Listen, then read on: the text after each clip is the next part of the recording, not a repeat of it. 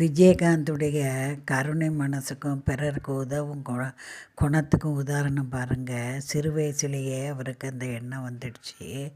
அவங்க அப்பா ரைஸ் மில்லை பார்த்துக்கோன்னு படிப்பை நிறுத்திட்டு அனுப்பினப்போ அங்கே வேலை பார்க்குற ஊழியருடைய பையன் படிப்புக்கு சிரமப்படுறாருன்னு அறிஞ்ச உடனே தான் கழுத்து செயினை அவுத்து கையில் கொடுத்துட்டாரு. 2-3 நாள் கழித்து அவங்க அப்பா கேட்டப்போ இதுதான் விஷயம்னு சொல்ல அவங்க அப்பா கோவப்பட்டு சத்தம் போட்டார். அன்னைக்கு தான் அவர் முடிவெடுத்தார், இனி தன்னுடைய சொந்த சம்பாத்தியத்தில் தான் செயின் போடணும் அப்படின்னு முடிவெடுத்து அதிலே தீர்மானமாக இருந்தார்.